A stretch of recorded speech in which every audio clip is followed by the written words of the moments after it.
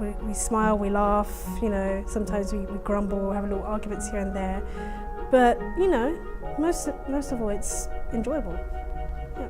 It helps my husband because he actually enjoys coming here.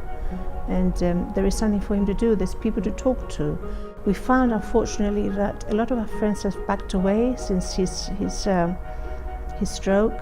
I felt my experience might allow me some idea of what they were going through. Well, they're always very surprised when I said I've had a stroke. So, I think some people tend to give up. And it had a point, some of them said, oh yes, that's a nice thing, I would like to do that. So it's just showing them there's another way out there, or there is some life after stroke.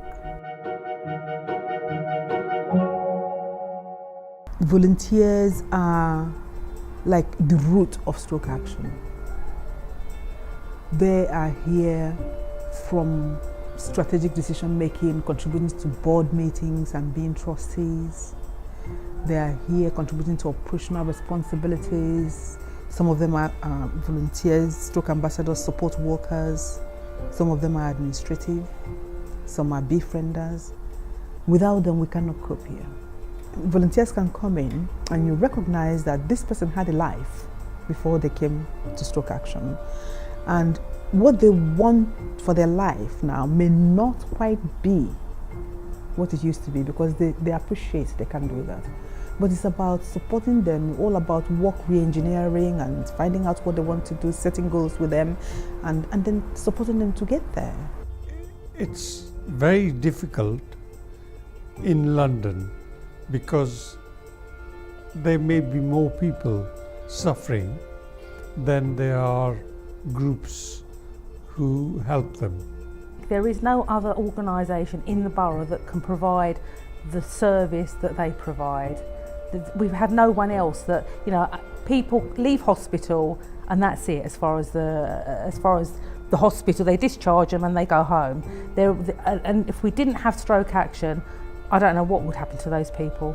I think there's this misconception that is now a social issue. The person has got to go home and cope with it. So therefore health has no part of it. And that has unfortunately affected commissioning decisions from the beginning. For years, Stroke Action operated with volunteers only, without any paid staff. Most of the paid staff here, like me, I only work one day a week. So the volunteers, fill in the space. So they are passionate about what happens in their community.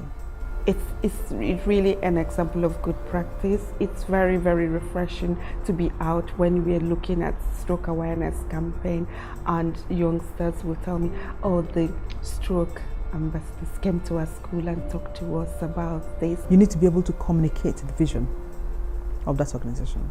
You need to be able to share it, whether it's on a one-to-one basis, on a partnership board meeting, or you have to write it, whatever it is, on a proposal.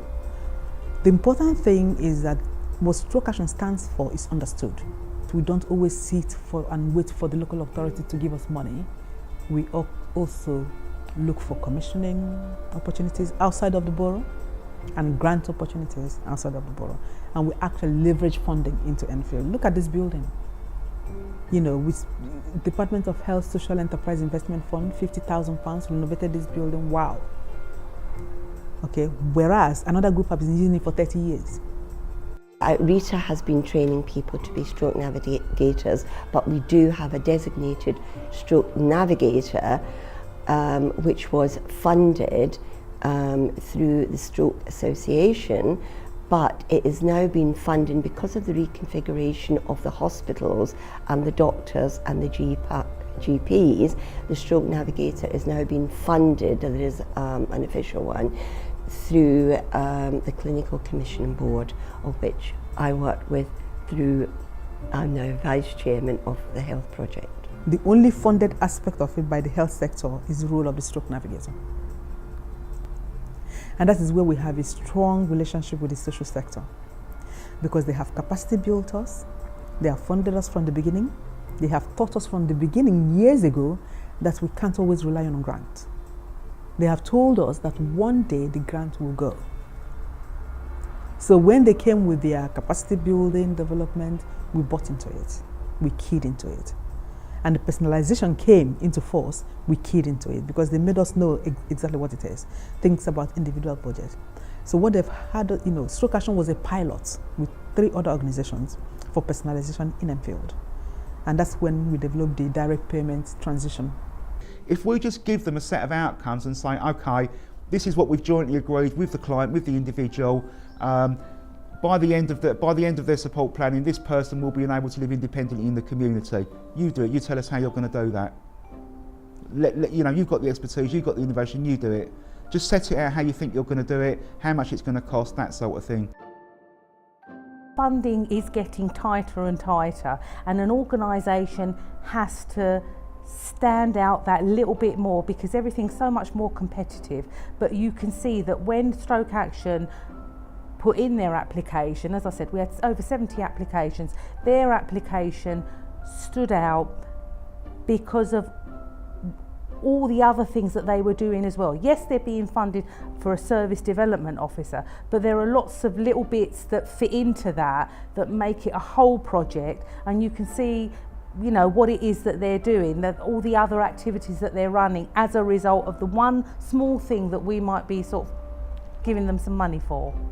When there's commissioning intention, there's also monitoring and targets. And Stroke Action quite often exceeds its targets. And that's important to us. People often talk the talk, but do they actually walk it?